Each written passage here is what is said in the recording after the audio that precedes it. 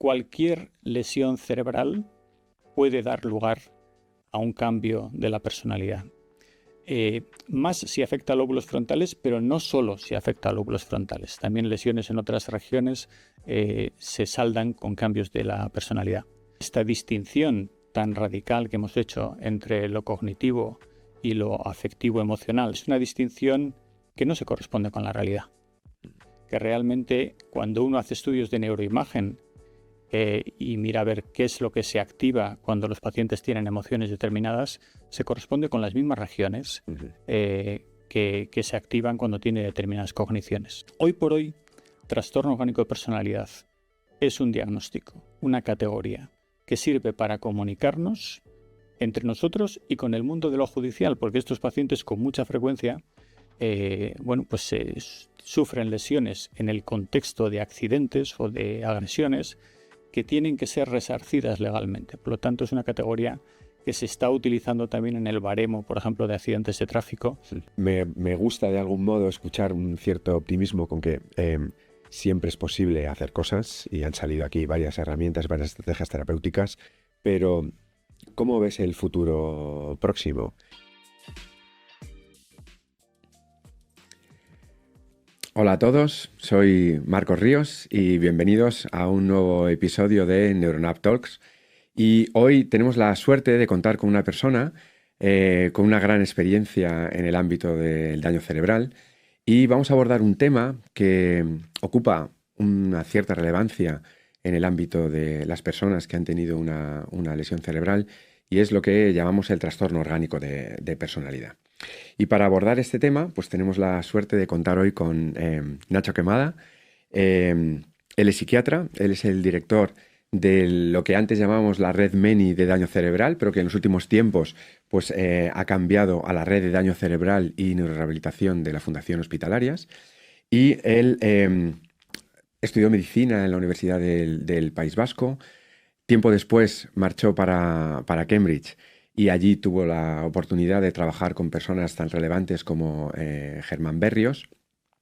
Y en su regreso a España surgió la posibilidad de arrancar a principios de los años 90, en el año 92, si no me equivoco, con un proyecto que en el que todavía está implicado, que fue iniciar el trabajo con personas con daño cerebral bajo el amparo de las Hermanas Hospitalarias. Desde entonces ha liderado la creación de servicios de neurorehabilitación especializados y monográficos para daño cerebral y creo que todas las personas que nos movemos en el ámbito de la neurorehabilitación, desde luego conocemos a Nacho y sabemos de su valía en muchos aspectos. Pese a eso, sí querría decir que para mí es una persona muy importante, a quien debo mucho, y es un honor y es una suerte que hoy podamos contar con él para abordar este tema que ha trabajado. Desde luego tiene una serie de publicaciones que hoy seguro que en algún momento salen a lo largo de la conversación. Es una persona que es un excelente docente y lo vamos a descubrir en los próximos minutos, pero debo decir que es un excelente compañero de trabajo que siempre nos ha gustado tenerle muy cerca porque nos ha dado sabios consejos y nos ha acompañado también en momentos difíciles pues con mucha serenidad y mucha sensatez. Así que Nacho, muchas gracias por haber aceptado estar hoy con nosotros. Bueno, me abrumas, Marcos. No, para nada. Te decía ayer, cuando nos vimos, que me hacía ilusión grabar este podcast. Me hacía ilusión que una relación de amistad, de trabajo de tantos años, desde el año 99, ¿no?, en que hemos compartido, bueno, pues tenga una expresión en un diálogo técnico que va a quedar para que la gente que le interese este tema lo pueda escuchar. Entonces, bueno, pues es un placer para mí que me hayas invitado. Gracias a Neuronap por esta iniciativa que me parece estupenda y, bueno, pues nada, nos metemos con el lío. Muy bien. Pues como anticipaba de alguna manera, hoy vamos a hablar del trastorno orgánico de personalidad. Y es verdad que es algo con lo que nos encontramos con relativa frecuencia y que desde luego tiene un impacto importante tanto en el paciente como en su entorno inmediato. Entonces, por arrancar un poco por el principio, ¿cuál fue tu primer contacto con la neurorehabilitación y cuándo contactas con esta cuestión del trastorno orgánico de personalidad? ¿Cuándo tomas conciencia de que esto es una cuestión relevante? Mira, realmente yo siempre cuento que el daño cerebral me encontró a mí. Ujú. Yo no encontré el daño cerebral. Como has contado, yo fui a Inglaterra a especializarme en psiquiatría y a formarme en psiquiatría. Es cierto que Germán Berrios, que era mi mentor y la persona por la que fui allí, tenía una sensibilidad especial por la neuropsiquiatría, trabajaba mucho con enfermedad de Wilson y trabajaba con Parkinson y estaba abierto, muy abierto a estudiar toda la sintomatología psiquiátrica derivada de las enfermedades neurológicas. Luego entiendo, de hecho, la primera colaboración de investigación que yo tuve con él y las primeras publicaciones fueron depresión y esclerosis múltiple. Tengo que decir que la cercanía con la neurología fue cosa de él. Ujú. Pero yo tenía en principio un proyecto de ser, bueno, pues psiquiatra general, formarme bien como psiquiatra y volver a España y desarrollar una actividad dentro del ámbito de la psiquiatría de los hospitales. Esa era un poco la expectativa que yo tenía. Pero estando en Inglaterra formándome, el que había sido catedrático de psiquiatría en Bilbao, el profesor Guimón, y quien era entonces director médico del Hospital Aitameni, donde yo he desarrollado la mayor parte de mi vida profesional, me llamaron para decirme que tenían interés en conocer, entre otras cosas, unidades de rehabilitación para personas jóvenes con daño cerebral, sobre todo traumático. Entonces, mi primer contacto fue un contacto de chofer. Es decir, yo hice de chofer, llevé a estas personas a Grafton Manor, llevé también a Northampton, que había entonces unidades y hospitales que se especializaban en esto, y conocí que existían estas unidades. Ese fue realmente mi primer contacto.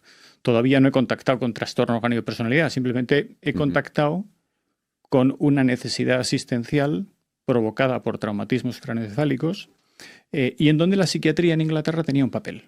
Ese fue, digamos, el contacto inicial. Ahí conocimos a una persona que luego ha sido muy importante para la red, tristemente fallecida. De hecho, el profesor Guimón también ha fallecido, que fue Peter Ims, neuropsiquiatra, y él es el que realmente, bueno, pues me introdujo en la psicopatología del daño cerebral. Ese fue mi primer encuentro. Al retornar a España y venir a trabajar a un hospital general, al Hospital de Basurto, la Fundación Hospitalarias de hoy, Hermanas Hospitalarias de entonces, me pidieron una colaboración con el proyecto naciente y así es como en el año 92 yo empecé a ver a estos pacientes con daño cerebral y empezar a frustrarme como psiquiatra, porque claro, yo iba con una guía de exploración psicopatológica donde estaban muy presentes pues, la exploración de alucinaciones, de ilusiones, de obsesiones, de ideas delirantes y ver que a estos pacientes no les pasaba nada de eso. Y sin embargo, sus familias sistemáticamente me decían, ya no es el mismo. Y esa frase, que es lapidaria, ya no es el mismo, realmente es la descripción más coloquial, real, cercana de lo que es un cambio de personalidad que luego recibe el nombre de trastorno orgánico de personalidad. Luego mi primer contacto con este diagnóstico fue a partir del año 92, explorando pacientes jóvenes que tenían un cambio sustancial de sus patrones habituales de comportamiento. Aunque los neuropsicólogos de partida somos psicólogos y debemos haber estudiado la psicología de la personalidad, es verdad que en el ámbito de la neuropsicología, pues muchas veces algunas cuestiones de carácter emocional o es el estudio propio de la personalidad, pues lo tenemos como un poco aparcado, como un poco olvidado. Entonces, por ir centrando poco a poco el concepto, ¿cómo podríamos definir qué es el trastorno orgánico de personalidad? Bien, he hecho una descripción coloquial, la que hacen las familias. Hagamos ahora una descripción un poquito más técnica. Y realmente, primero es un diagnóstico psiquiátrico. Vamos a dejarlo. Esto no es un proceso cognitivo, es un diagnóstico psiquiátrico. Es decir, una categoría que se genera con la finalidad de comunicarnos entre profesionales y con otros profesionales. Esa es la finalidad de una nosología. Y las nosologías psiquiátricas principales son la CIE-10 europea y la secuela de los DSMs, ahora estamos en el DSM-5. Y las definiciones que dan a trastorno orgánico de personalidad, así se llaman el CIE-10, o cambio de personalidad debido a enfermedad médica en el DSM-5, son cambios importantes en los patrones de control de impulsos, en los patrones de control emocional, en los patrones de conducta, también los de procesamiento cognitivo. Luego es una definición, si quieres, bastante mixta, bastante sucia, porque no se circunscribe a un ámbito psíquico concreto. Y luego, además, el siguiente elemento que te dan es tiene que haber una etiología orgánica demostrada. Esto es lo que justifica el término orgánico. Y se utiliza, sobre todo en las definiciones americanas, unos recursos muy tautológicos, muy de utilizar el mismo concepto. Porque, por ejemplo, el DSM-5 te dice cambios de los rasgos de personalidad premórbidos. Bueno, pues que hemos utilizado el término personalidad en la propia categoría. Aquí yo creo que tenemos una pequeña dificultad con el concepto de personalidad, porque es un concepto que es un constructo psicológico que utilizamos tanto en lenguaje coloquial como en lenguaje técnico para hacer referencia a los patrones que nos hacen reconocibles desde un punto de vista conductual o psicológico. Pero no tenemos uno mejor. Por lo tanto, volviendo un poquito al concepto, bueno, pues es un cambio de los rasgos habituales de la persona, de sus modos de reaccionar y de comportarse, que puede tomar, y ahora hablaremos de ello, distintas expresiones, es decir, puede haber personas muy desinhibidas, puede haber personas muy apáticas, y en la definición americana dice y que tenga una interferencia notable sobre el funcionamiento psicosocial. Es decir, cuando se produce unos pequeños cambios, pero la persona puede hacer normalmente su vida, no le interfiere, bueno, pues no utilizaríamos ese diagnóstico. Es un diagnóstico de severidad o un ítem de severidad. Y has dicho una cosa que es verdad que la escuchamos con relativa frecuencia, pues eso, cuando las familias nos dicen, es que fulanito ya no es el mismo. ¿Qué es lo que transmiten las familias? ¿Cuáles son los cambios? ¿Qué cosas manifiestan para que empecemos a pensar que ahí puede efectivamente haber ocurrido un cambio de personalidad? Pues pueden ser, como decimos, distintas formas de presentarse. Por ejemplo, uno muy habitual es que la familia te diga, es que le da igual todo, es que no le importa nada. Es que antes se preocupaba por las cuestiones por los problemas de los hijos, por los estudios, por la economía doméstica. Ahora se sienta en el sofá, se pone a ver la tele y le da todo igual. Todo lo tengo que resolver yo. Eso te puede decir, por ejemplo, la pareja. Eso sería la manifestación más característica de alguien que tiene una apatía. O otro tipo de manifestación es decir, es que no se le puede llevar por ahí porque dice cada cosa. Es que dice que ahora que le da igual todo y que le canta a las 40 al que sea. O le dice a esa señora vieja, oiga, camine más rápido, que no sé qué. O al otro que está muy gordo le dice, pero ¿cómo estás así de gordo? Es decir, hace comentarios socialmente inadecuados. O se comporta de una manera que es desde el punto de vista social, bueno, pues reprobable, con indiscreciones sexuales, con aproximaciones.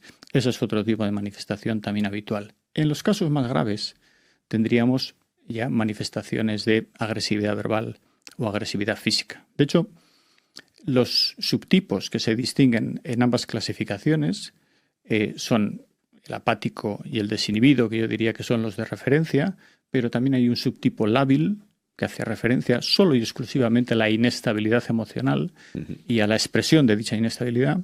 Hay un subtipo paranoide y hay un subtipo agresivo. Esto, bueno, pues refleja la variedad de presentación que puedes tener o que podemos tener. O sea que podemos hablar de que cuando hablamos de trastorno orgánico de personalidad, aunque esa sea la categoría diagnóstica, luego podemos definir estos diferentes tipos. ¿Y pueden darse estos distintos tipos dentro de la misma persona o cada persona evoluciona de una manera distinta? Bueno, vamos a coger los dos tipos más habituales. El apático y el desinhibido. Y luego quizás hacemos un comentario sobre el lábil. En las fases iniciales, porque esto lo hemos aprendido sobre todo, o hemos adquirido familiaridad con el trastorno orgánico de personalidad alrededor de los traumatismos craneoencefálicos en gente joven o en adultos, ¿no? Cuando hay una primera fase, cuando digo primera fase digo los primeros 6 meses, primer año, en donde predomina la apatía, por ejemplo, en esos primeros meses normalmente solo se nos presenta un paciente con una indiferencia, con un empobrecimiento emocional. Es como si hubieran desaparecido las emociones del sistema y eso se acompaña de una muy pobre iniciativa para acción, para perseguir los intereses que antes tenía y con una muy pobre ideación cognitiva, es decir, no se les ocurren cosas. Es decir, esta característica de la mente humana de que estamos continuamente digamos, con pensamientos, con rumiaciones, con una canción, con un recuerdo, con un plan, esto parece que desaparece, ¿no? Entonces, paciente apático, como digo, en las primeras fases, el grave, solo presenta este tipo de problemas, pero posteriormente, muchas veces en el año 2, en el año 3, empieza a haber reacciones también desproporcionadas de irritabilidad o de agresividad. Por lo tanto, se pueden combinar estas presentaciones. Yo el subtipo lábil personalmente no estoy muy de acuerdo con que tenga entidad suficiente para ser un subtipo, puesto que pienso que es un síntoma que tiene que ver, como digo, con la inestabilidad de las emociones, que se puede presentar en muchísimas situaciones de personas con daño cerebral. Y cuando hacemos referencia al subtipo agresivo, pues en definitiva lo que estamos diciendo es que esta persona que tiene un filtro que no le funciona bien, que tiene unos mecanismos de inhibición que no están funcionando bien, da paso a conductas que calificamos como agresivas, ¿no? En alguna conversación previa que hemos tenido, te he escuchado decir como que, esta etiqueta de trastorno orgánico de personalidad es una cosa temporal que quizá, nos ha venido a solucionar algún problema, pero que quizá en el futuro pues desaparezca. Sí me gustaría que me contaras un poco de esto. Sí, a ver, esta etiqueta no estaba ahí siempre.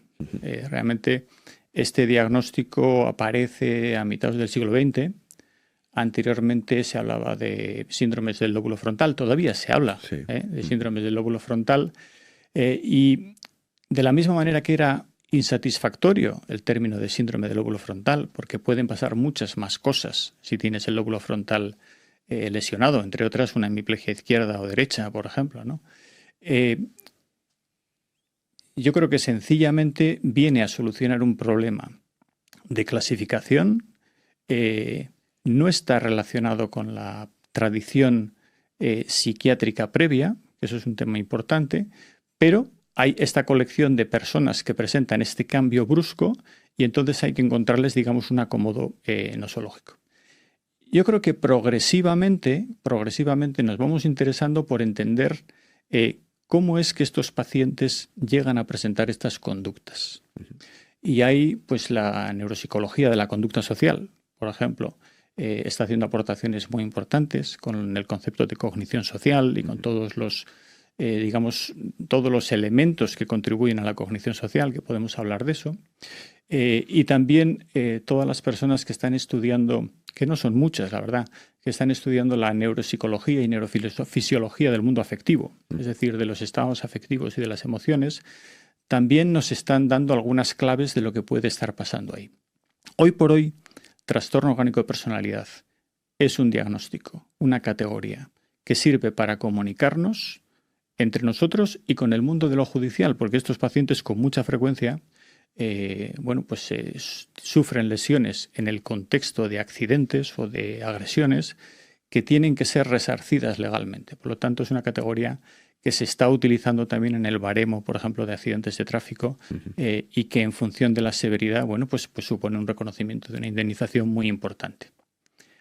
A futuro, yo espero que vayamos entendiendo mejor qué pasa cuando alguien está apático, qué pasa, qué procesos están alterados cuando alguien está desinhibido, cómo es que las emociones pierden la estabilidad habitual y se produce esta labilidad, y que eso nos permita hacer diagnósticos, categorías más vinculadas con el mecanismo de producción de los cuadros. Hoy por hoy tenemos una agrupación heterogénea de presentaciones que nos encajan bien con el concepto alteración de personalidad previa. Eso es lo que tenemos. Bien. Han salido algunas ideas, han salido los traumatismos cronoencefálicos, han salido los lóbulos frontales.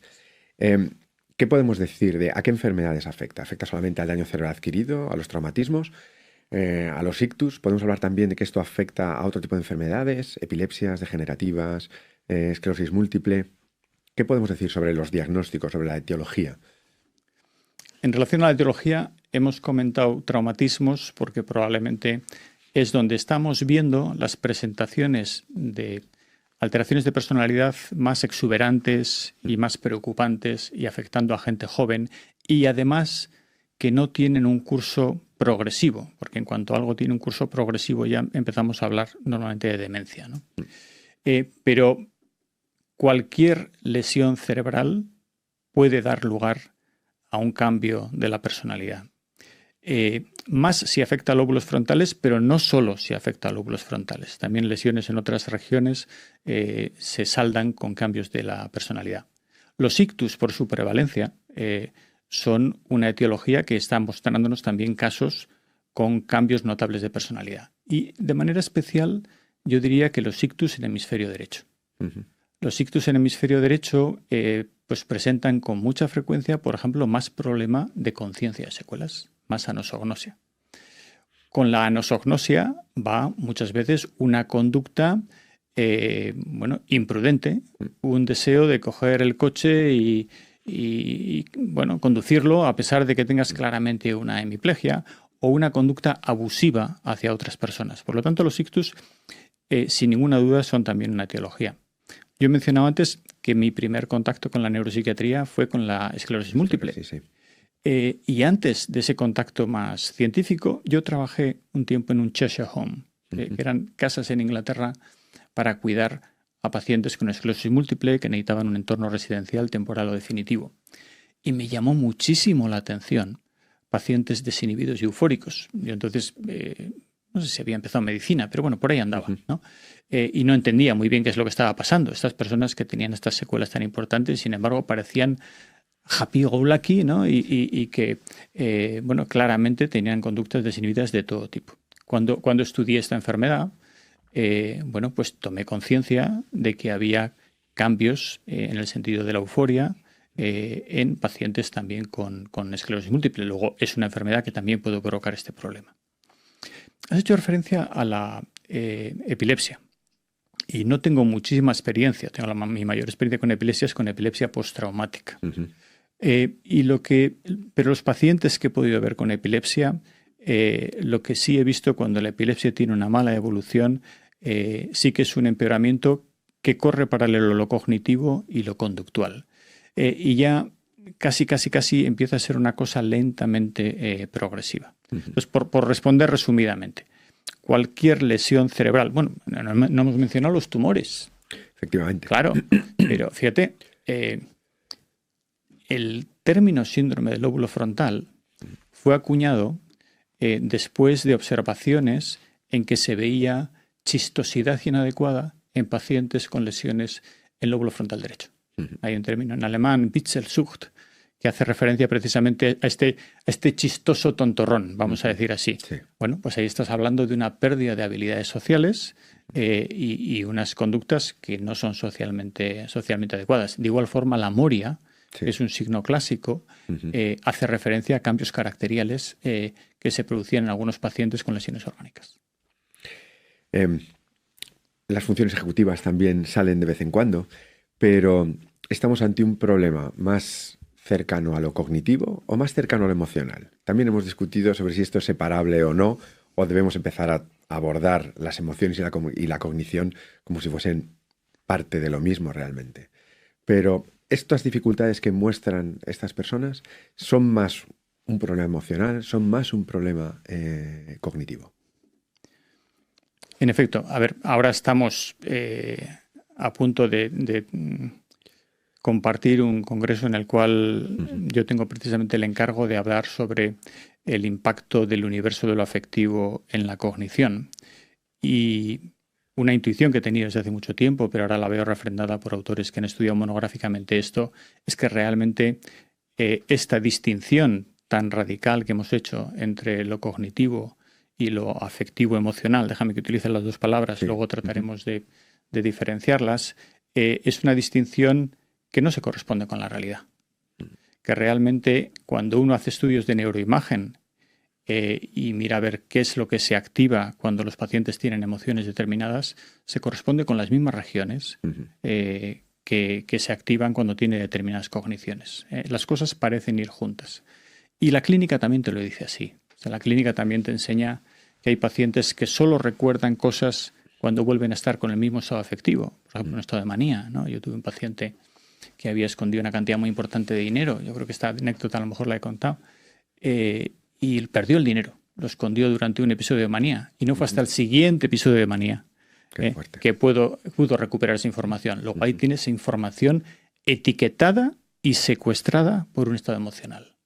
Y una experiencia yo creo que mucho más habitual y cotidiana es cómo procesamos información cuando estamos tristes.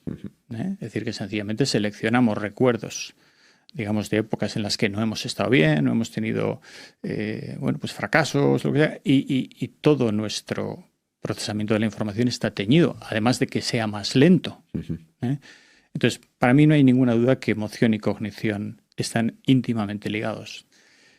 Y decía antes y ya no me puedo resistir a comentarlo, el mundo de lo afectivo y la psicopatología de lo afectivo y emocional está muy pobremente desarrollado. En neuropsicología, en los últimos 30 años, corrígeme, pero habéis hecho un avance notabilísimo en la creación de modelos para explicar lo que es la atención, lo que es la memoria, y ya no habláis de atención per se, habláis de memoria operativa, está muy desarrollado. ¿Qué voy a decir del lenguaje, por ejemplo, de los modelos de lenguaje? Absolutamente. ¿No? Eso está muy desarrollado. Uno trata de ver si eso mismo existe en el mundo de lo afectivo y emocional y no existe. Lo único que tienes es una descripción de emociones universales, las de Ekman, y luego otra literatura creo que menos conocida que habla de estados afectivos más permanentes. Ahí Russell es el autor que habló del estado afectivo central. Y bueno, pues fíjate que ya estamos hablando de que en el mundo de lo afectivo emocional existen los estados afectivos sostenidos que no necesariamente tienen que ver con lo que pasa afuera, y existen las reacciones emocionales ante estímulos externos. ¿Qué se estudia más? Dentro de que se está estudiando mucho menos que lo cognitivo, se estudia más las reacciones emocionales a estímulos externos. ¿Por qué? Porque es mucho más fácil manejarlo experimentalmente. Claro. Mientras que no tenemos forma de poner un termómetro para ver si yo estoy en un estado de alta excitación, de miedo, de alarma, estoy enfadado con el mundo, estoy triste y apagado, estoy un poco apático, que serían tonos afectivos, digamos, que presiden mi día. Entonces, todo esto está por desarrollar realmente. Retomando un poco el impacto que tienen estos cambios de personalidad en el día a día, ¿quién diríamos que es el primero que se da cuenta de que algo está pasando? ¿Es la familia? ¿Son los clínicos? ¿Cómo empieza a manifestarse esto después de una lesión Lo cerebral? más habitual es que sea la familia. La familia muy cercana y con esa frase con la que hemos empezado de ya no es el mismo. El clínico, pues depende cuál sea su entrenamiento, pues a lo mejor si es una persona que está muy vinculada al ámbito de lo motor, pues ve una buena recuperación de los aspectos motores y ve a una persona que habla y una persona que es capaz de recordar cosas y dice, está perfectamente bien, venga, alta para casa, ¿no? Y es la familia la que te dice que no se parece al de antes. Por eso, en el reconocimiento de esta entidad, es muy importante lo que observamos, pero es crucial lo que nos refieren la gente que conoce bien al paciente. Bien. Tenemos que prestar atención. A veces los clínicos somos un poquito desconfiados de lo que nos dice el familiar, porque pensamos que está teñido, está deformado. Bueno, utilicemos fuentes convergentes, utilicemos varios informadores. Este es un tema que a veces en peritación es muy importante. Y yo para, solventar este problema de la posible manipulación o distorsión de un solo informante, pues utilizo varios informantes. Utilizas amigos, utilizas compañeros de trabajo y entonces vas poniendo de manifiesto si hay una coincidencia o no hay una coincidencia. Por lo tanto, en respuesta a tu pregunta de quién lo trae, normalmente, y salvo que sea una persona con un trastorno de una agresividad desmedida, por ejemplo, que entonces todo el mundo se da cuenta y el que recibe el primer sopapo es el primero que se da cuenta, normalmente es la familia. Y muy bien con el problema. ¿Y qué podemos esperar? Es decir, al clínico le toca primero establecer a cuál de los perfiles responde, si es más su tipo apático, su tipo desinhibido, este perfil lábil. El clínico primero define el perfil y a partir de ahí puede esperar cambios, no cambios, el perfil es razonablemente estable o puede fluctuar algo a lo largo del tiempo. Bueno, en fases muy iniciales, después de un traumatismo, sabemos que puede haber mucho dinamismo en la presentación. De hecho, a veces, hay que saber reconocer que hay una fase en que la conducta puede estar muy alterada, pero el paciente puede estar confuso. Puede estar en confusión postraumática o en amnesia postraumática. Por lo tanto, hay algunas alteraciones de conducta que no indican que la persona vaya a tener un trastorno orgánico de la personalidad, sino simplemente que todavía su cerebro se está reorganizando y en ese momento, digamos, pues eso está en un estado confusional, que decimos. Una vez Entiendo que esas son más transitorias y Claro. son estas que muchas veces pues, el propio paciente dice, oye, sé que en las fases iniciales yo por aquí insultaba a todo el mundo, pero me vais a disculpar. Yo no sé. me acuerdo de nada, claro, siempre te dicen, ¿no? efectivamente. Porque yo suelo utilizar el símil, la grabadora no estaba enchufada. Ya. Hay familias y pacientes que dicen, pero ¿cómo no me puedo acordar de aquello? Tengo que volver. Tranquilo, no se va a volver a acordar, o sea, no se va a acordar de aquello y no tiene ninguna trascendencia que no se acuerde. Pues ya le habrán contado lo que pasó y ya está. Saliendo de esa fase, empezamos a ver secuelas un poquito más estables, que van a seguir evolucionando, pero más estables. Antes he comentado la evolución que puede tener a largo plazo una apatía severa, que en el año 2, año 3 puede empezar a reducirse la apatía y mostrar conductas desinhibidas.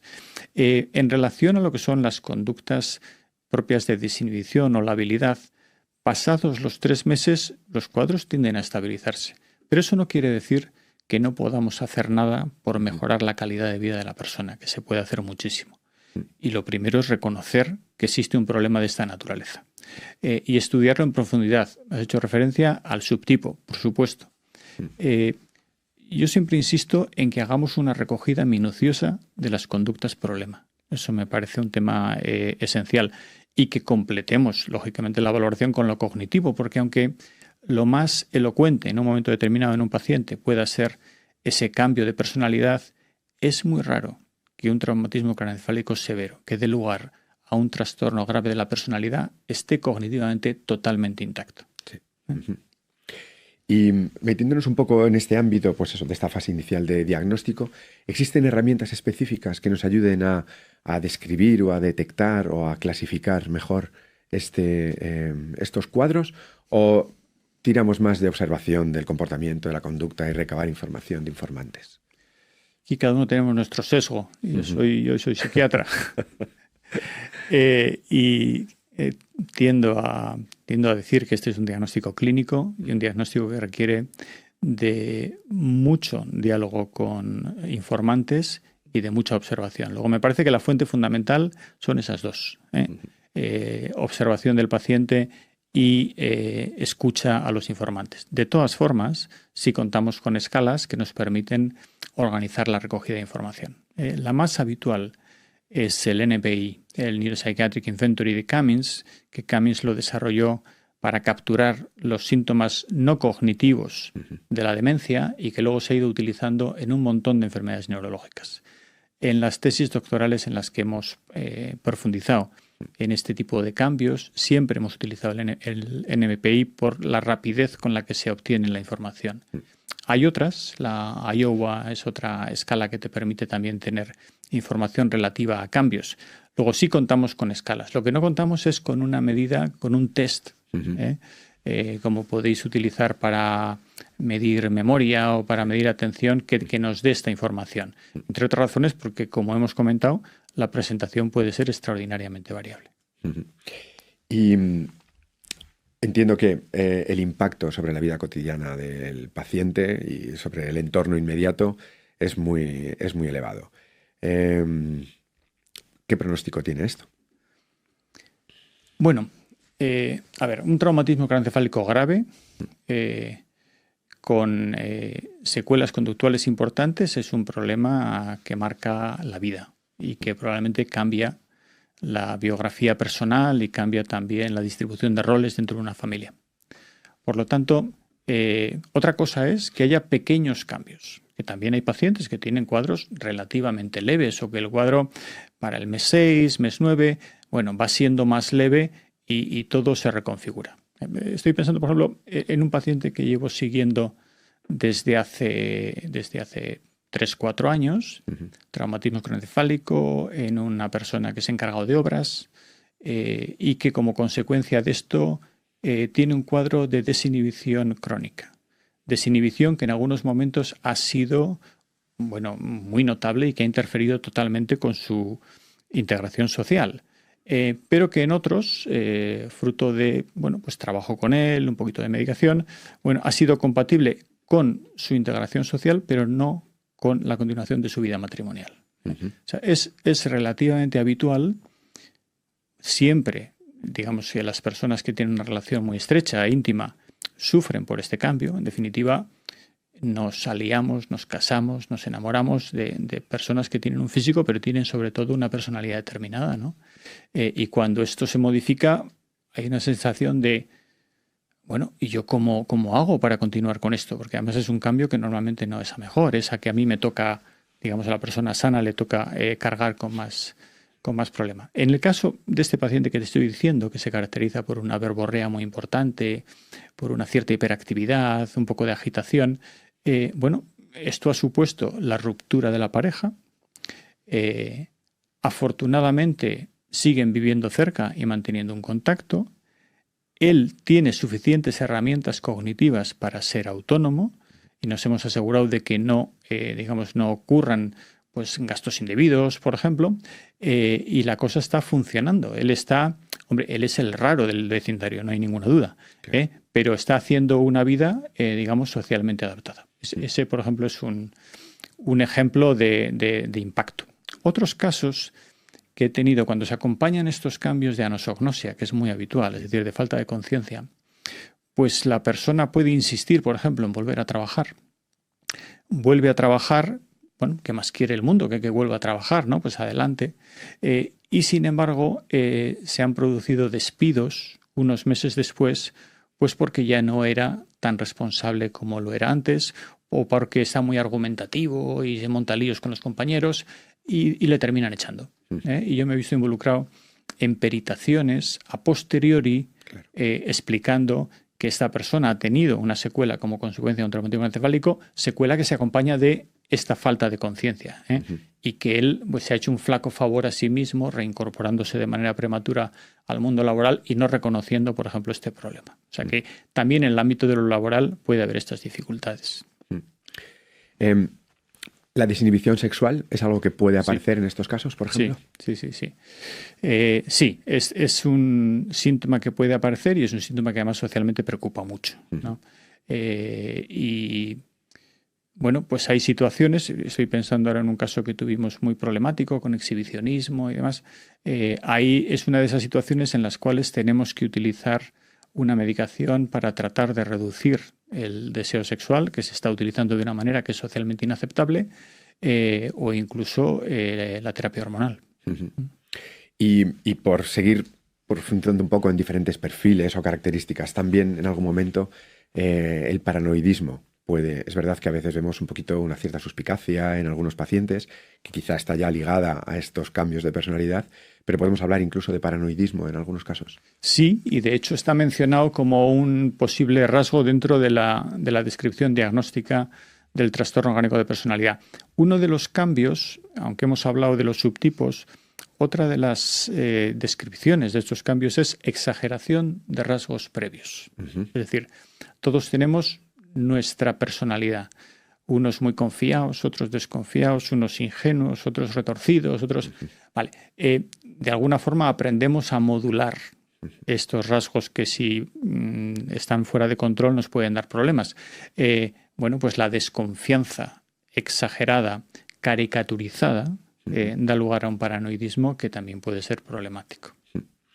Y aunque también lo has esbozado en algún momento, pero por darle una cierta relevancia, porque desde luego la tiene, la irritabilidad o la agresividad también es otra de las cosas que se observan con frecuencia. ¿Qué nos cuentas? La irritabilidad es el síntoma más prevalente, especialmente en los ictus. Antes te hacía referencia a varias tesis. Una, la de Ignacio Sánchez Cubillo, que estudió específicamente la desinhibición y creó una escala para estudiar desinhibición. Esa fue en la fase en la que ya dijimos, bueno, ya sabemos lo que es un trastorno orgánico de personalidad, vamos a ver lo que hay debajo, vamos a estudiarlo más en... Y luego también tuve la ocasión de dirigir la tesis de Nayara Mimencha, que hizo un estudio de la psicopatología de los ictus y de manera específica estudió la irritabilidad y tradujo y validó un test, el Irritability Questionnaire.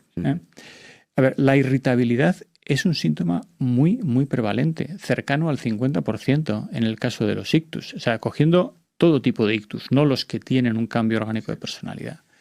Y es uno de esos síntomas que cuando lo miras de cerca, y yo animo a todo el mundo a que mire los síntomas de cerca, dices, bueno, ¿qué está pasando aquí? ¿Qué es exactamente esto? Esto es un síntoma, esto es un síndrome.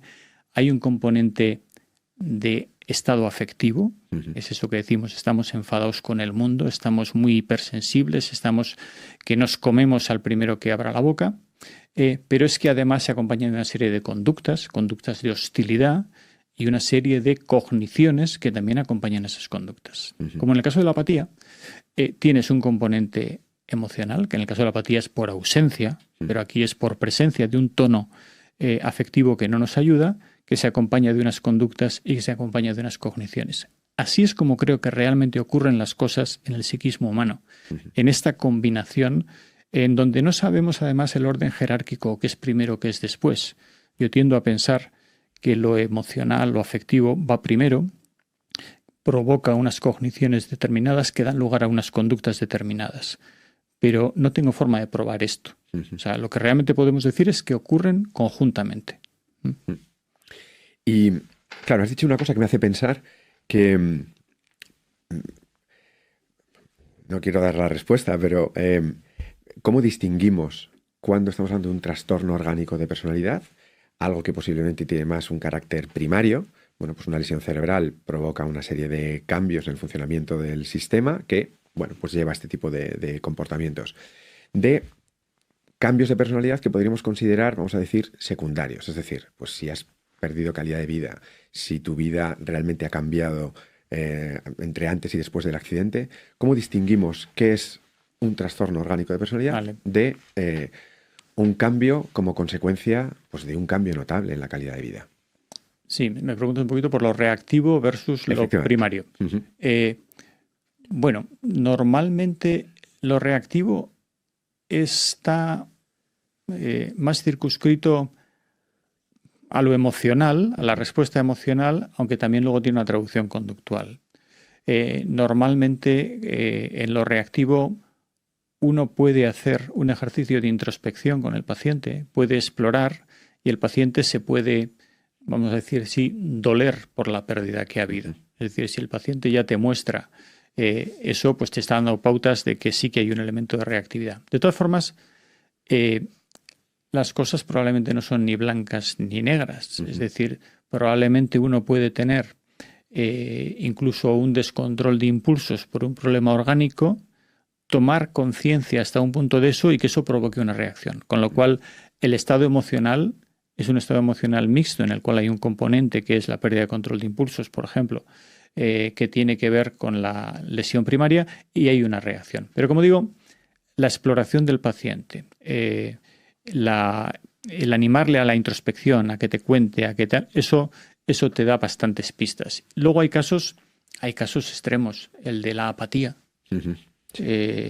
con una abolición casi completa o de las emociones, es muy difícil explicarlo en términos reactivos, ¿no? El de la desinhibición sexual es muy difícil explicarlo en términos reactivos. Es decir, hay una pérdida de los controles inhibitorios que hemos ido adquiriendo a lo largo de la maduración y del crecimiento. Luego, solo yo diría que la duda puede estar en los estados un poquito depresivos. Y otra de las cosas que también de alguna manera ha estado ahí como por debajo de las ideas que estamos comentando, pero podemos pensar que algunos de estos pacientes, algunas de estas personas asumen más riesgos de los que deberían. Antes has hablado de la conducción de vehículos. Estamos hablando de un tema muy importante y posiblemente esto es prioritario a la hora de establecer los tratamientos y nos vamos a ir metiendo también un poco ahí. Pero, ¿qué tipo de riesgos asumen estas personas? ¿Cuáles son los frecuentes o los que nos llaman la atención de vez en cuando? Esta misma semana, hablando con otra compañera, con Noemí Álvarez, y este es un caso de una vasculitis, luego no es un traumatismo. Estábamos preocupados, una persona que tiene la responsabilidad, es un varón que tiene la responsabilidad de crianza de un hijo en solitario, y a nosotros nos estaba preocupando, y a otra parte de la familia, el abandono o digamos o las dificultades para cuidar. Pero lo último que me dice es, oye, ha hecho inversiones en bolsa por valor de no sé cuánto. Estas cosas se ven, Y además le han vendido un seguro, o sea, le han timado, Sí. básicamente. Luego riesgos, claro que hay riesgos. Claro que hay riesgos. Y me puedes decir, bueno, pero eso no es exactamente por un cambio orgánico de personalidad. Probablemente eso es con una pobre estimación de riesgos. Es que por debajo de estos cambios conductuales, cuando realmente profundizamos, vamos a ir viendo que hay algunas dificultades cognitivas de alto nivel. Y la estimación de riesgo, por ejemplo, Absolutamente. es una valoración cognitiva probablemente no, preñada e influida por el estado emocional. En el estado emocional de euforia, tu estimación de riesgo es peor que en un estado de reflexión, tranquilidad, por ejemplo, ¿no? Sí. Entonces, fíjate, hemos hablado de riesgos económicos y este es muy habitual. Sí. Riesgo de que te timen, tal, de inversiones inadecuadas, riesgos por abandono de tus responsabilidades, cuando, por ejemplo, es una responsabilidad tan importante como el cuidado de los niños. Riesgos por conducción temeraria o por conducir en condiciones que no puedes conducir. Esos son tres riesgos, bueno, pues muy característicos. Es frecuente que algunas de estas situaciones, o muchas quizá, acaben con juicios encima de la mesa y la asistencia de psiquiatras, de neuropsicólogos a los juicios. ¿Consideras que es frecuente? Ocasionalmente. No te diría que es frecuente, pero lo que sí es frecuente es que nosotros tengamos que asesorar a la familia para tomar medidas que minimicen los riesgos. Por ejemplo, en este caso que acabo de contar, yo le dije a Noemí, bueno, si pueden, que se alíen con el banco para bloquear las cuentas. Claro. No, es que tiene toda la capacidad, ya. Pero vamos a ver, yo les dije, transmíteles que vamos a apoyarles en la explicación a quien proceda, es decir, al juez en última instancia, de que se estaba actuando en la defensa porque no había tiempo literal para introducir las medidas de apoyo que introduce un juez en una declaración de incapacidad. Ahora ya no se llama incapacidad, se llama valoración de medidas de apoyo, ¿no? Entonces, tenemos un papel que cumplir y una responsabilidad que cumplir, protegiendo al paciente y a sus allegados más vulnerables, asesorando a la familia y en última instancia a veces también bueno, pues haciendo informes que aquí, por ejemplo, se va a hacer, haciendo informes que expliquen por qué hay que poner medidas de apoyo, o si se quiere decir de una manera menos bonita, limitar la libertad de esa persona. Ahí ya nos estamos metiendo en las intervenciones que ocurren después de, bueno, pues de que ocurra una circunstancia de estas, pero te he escuchado en alguna ocasión decir pues, que hay que desterrar el nihilismo terapéutico, es decir, hay cosas que hacer. Totalmente. ¿Qué cosas tenemos cerca para poder ayudar al paciente y a su entorno? Acabamos de comentar una de ellas, ¿no? Pero fíjate, a mí me ayuda mucho para explicar esto seguir un acrónimo que hace muchos años desarrollamos en el servicio y que lo hemos compartido, que es CCCFF, y lo explico. Siempre en el área de neuropsicología y psiquiatría, o neuropsiquiatría, hemos dicho, no es suficiente con hacer una valoración cognitiva, o sea, mediante test. Tenemos que tener información de otras dos Cs. La conducta del paciente, que es de lo que estamos hablando ahora, y también la conciencia que tiene el paciente, y yo añadiría, y tiene la familia sobre lo que le pasa al paciente.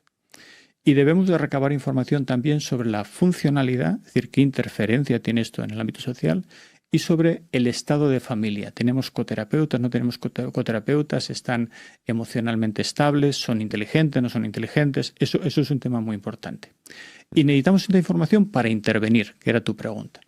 Y la intervención, primero, pasa por un diagnóstico que compartimos y que hacemos un ejercicio de comunicación, llamamos psicoeducación, en el cual, bueno, pues les explicamos a la familia y al paciente, si nos puede entender, que mientras que no nos extrañamos demasiado de que haya una hemiplegia, una pérdida de funcionalidad motora, y aceptamos que esa persona cuando tiene la hemiplegia va a tener serias dificultades para caminar solo, es mucho más difícil entender que también por motivos neurológicos puede haber una pérdida de capacidades en el gobierno, en el autogobierno, por ejemplo, ¿no?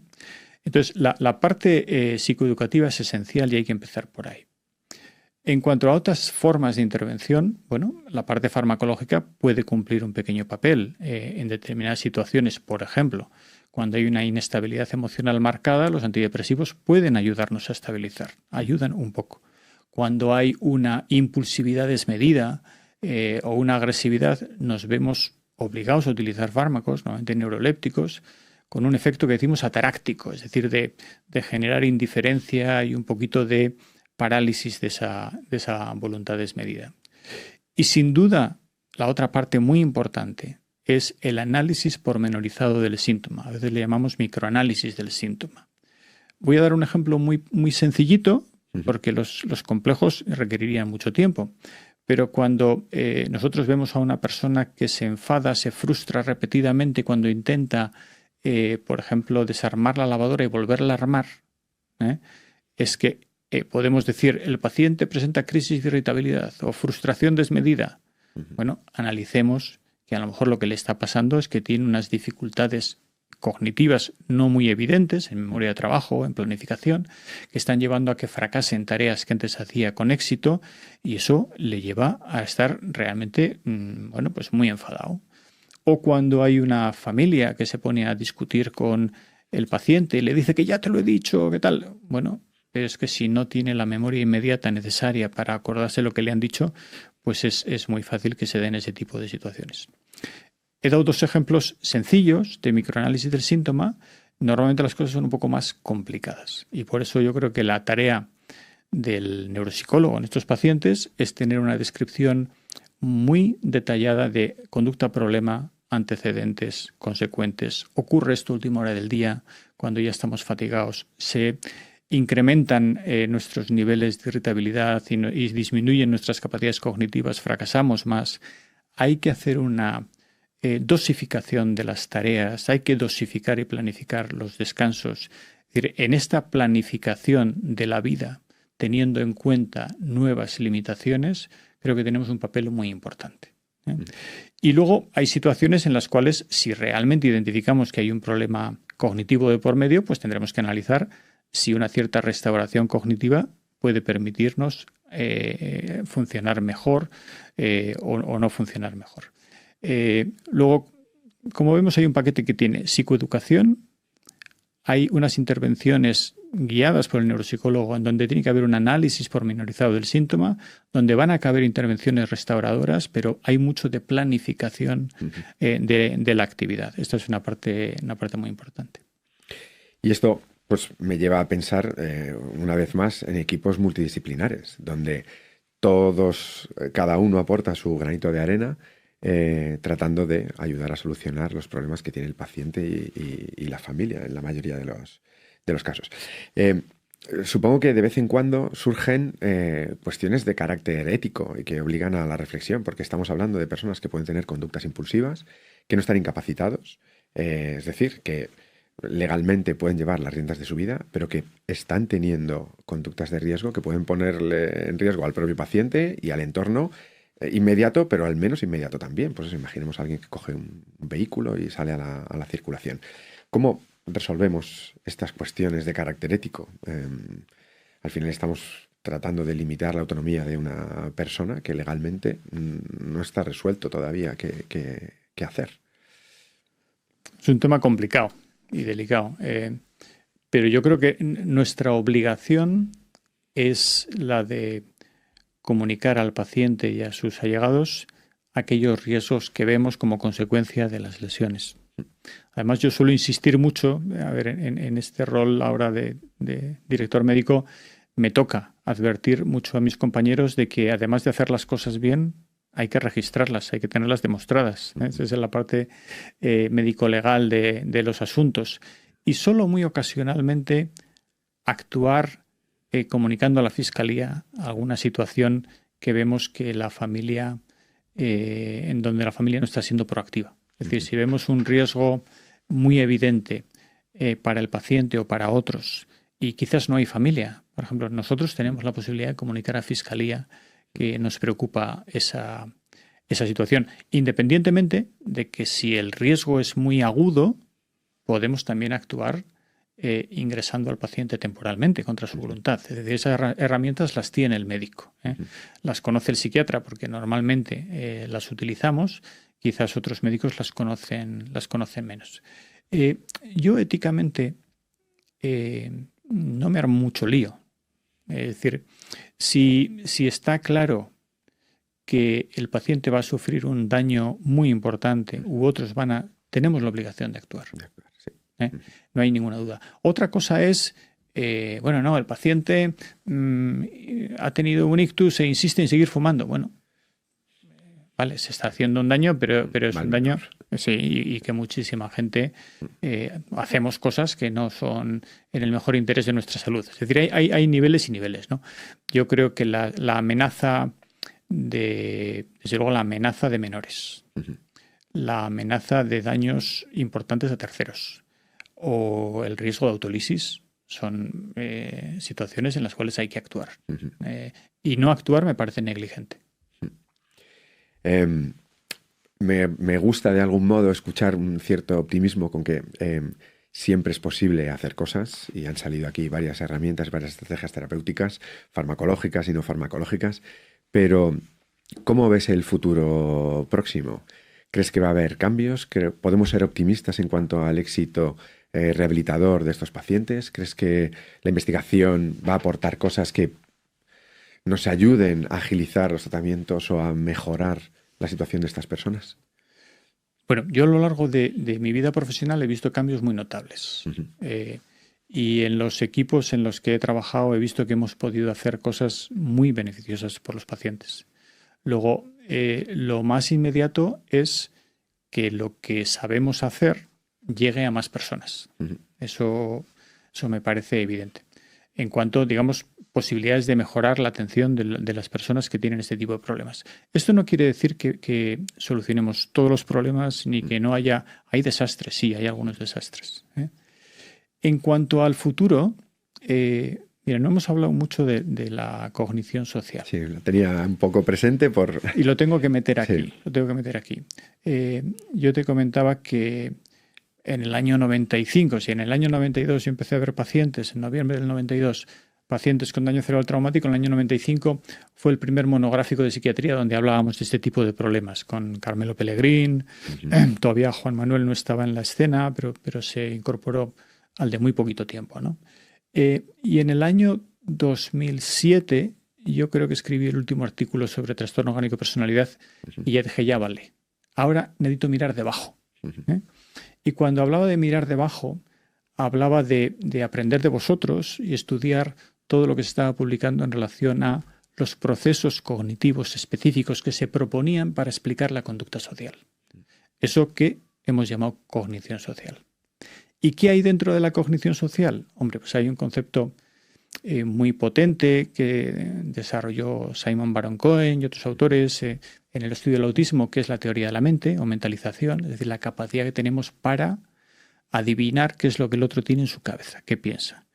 Y hay teoría de la mente un poquito más fría, que es por la que empezaron, y hay teoría de la mente más caliente, que dicen que es lo que llamamos empatía en términos clásicos, es decir, ser capaz de sentir lo que el otro pueda sentir, emocionarse, llorar cuando uno ve una película o una situación, digamos, de sufrimiento ajeno, por ejemplo, ¿no?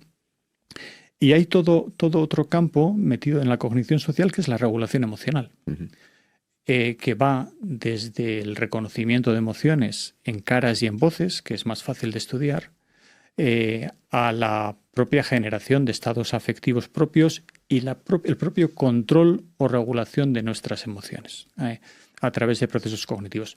Entonces, a mí, me parece que va a haber avances en ese terreno. Es decir, creo que de la misma manera que hoy los conceptos que tenemos de funcionamiento ejecutivo son mucho más sofisticados que los que existían en la primera formulación del ESAC, y que hay iniciación, y hay planificación, y hay seguimiento, y hay evaluación de resultado final y correcciones. Que con la conducta social va a pasar algo parecido. Todavía estamos tanteando cuáles son los componentes que nos parecen más adecuados dentro de la cognición social, pero creo que eso lo vamos a ir resolviendo. Por lo tanto, de aquí a unos años creo que el estudio que podremos hacer, los protocolos de valoración de estos pacientes serán mucho más informativos de cuáles son los mecanismos de producción, de qué está pasando en ese cerebro. Porque ahora mismo, trastorno orgánico de personalidad, como decimos, sirve para clasificar, pero nos dice muy poco de cómo se ha generado ese síntoma, porque además agrupa síntomas muy heterogéneos. Siempre, bueno, lo hemos comentado en alguna ocasión también, pero siempre te escucho hablar del valor del conocimiento. Y la verdad es que cuando decimos, bueno, podemos ser optimistas por dónde van a ir los tiros en el futuro, y de repente me cuentas que lo que puede ayudarnos a resolver problemas prácticos cotidianos es, de nuevo, el conocimiento sobre cómo están funcionando las cosas, pues bueno, simplemente me recuerda pues muchas conversaciones que hemos tenido y me agrada, la verdad, saber que esto es así. Bueno, estamos ya llegando un poco al final. No sé si hay alguna reflexión que podamos hacer a modo de, pues casi de conclusión. Bueno, ¿qué les podríamos decir a los clínicos que trabajan con estos pacientes? El que la sigue la consigue, o tienen mal pronóstico, o qué podemos decir pues para que la gente que se enfrenta a estas situaciones en su clínica cotidiana, bueno, ¿qué les decimos? Pues yo al clínico lo que le diría es, tenemos que ser sagaces en la búsqueda de la información. No podemos quedarnos simplemente con la fotografía de la neuroimagen y una descripción superficial de lo que ocurre. Así no vamos a avanzar en el conocimiento. ¿Vale? Vamos a tener más imágenes, pero va a ser muy difícil correlacionar esas imágenes con descripciones crudas. Es decir, la psicopatología descriptiva, derivada de la información que nos da el informante, el familiar y el propio paciente, no podemos renunciar a ella de ninguna manera. Y este es un riesgo. Este es un riesgo porque tenemos una fe desmedida en algunas herramientas. Eso en cuanto a consejo. El segundo elemento lo has introducido antes, para nada nihilismo terapéutico. Es decir, tenemos conocimiento ya hoy en día para recoger los problemas, analizarlos, explicarlos y planificar de acuerdo a las nuevas condiciones que tenemos. Eso sin ninguna duda. Y por último, y esto es al mundo de la investigación y de la neuropsicología en particular y de la psiquiatría, tenemos que mirar en las fronteras. A ver, los psiquiatras tenemos que poner en cuestión esta clasificación tan rígida que hemos tenido de procesos, que tenemos todavía, procesos psíquicos, ¿no? Los procesos motivacionales, los emotivos, los cognoscitivos, y hacemos una exploración psicopatológica de cada uno de los niveles como si esto fuera separado. Y lo mismo pasa en la neuropsicología, en donde la aplicación de test cognitivos pues están ignorando todas estas influencias de estados afectivos o de reacciones emocionales. ¿Que es difícil? Sí, si no se hubiera hecho, sin ninguna duda. Pero bueno, vamos a poner hombres en Marte. Y luego espero que también seamos capaces de entender un poco mejor cómo es la estructura del mundo psíquico y cómo se relaciona con el cerebro. Y no sé si te he contestado. ¿Vale? Muy bien. La verdad es que es un gusto escucharte, como siempre, y considero realmente una suerte que hayamos podido tener este rato de conversación y de diálogo, y espero que también sea de interés pues, para las personas que luego pues, nos escuchen y tengan la posibilidad de ver estos vídeos y escuchar el podcast, ¿no? Nacho, te agradezco un montón, realmente. Para mí ha sido un rato muy agradable. Y han salido muchos temas que nos obligarán a seguir hablando de estas cosas, desde aspectos legales hasta procedimientos de medición. No nos hemos metido mucho en el ámbito de las tecnologías, pero sé que, bueno, comentábamos estos días, ¿no? Pues el uso de la inteligencia artificial, cómo lo podemos incorporar en la rehabilitación, en fin. Creo que tendremos que buscar otro hueco en algún momento para seguir charlando de estas cosas, la verdad. Pues para mí es un placer igualmente. Lo que hemos construido a lo largo de estos años ha sido muy especial, los problemas que hemos tenido que afrontar han sido muchos, pero hemos disfrutado de ese trabajo conjunto y nos sigue afortunadamente apasionando lo que hacemos. Es decir, yo me metí en este terreno porque no me parecía que había nada más interesante que el psiquismo humano y sus trastornos, y sigo convencido de ello, aunque ahora esté dedicándome a compostaje y a criar o a sembrar lechugas y tomates. Muy bien.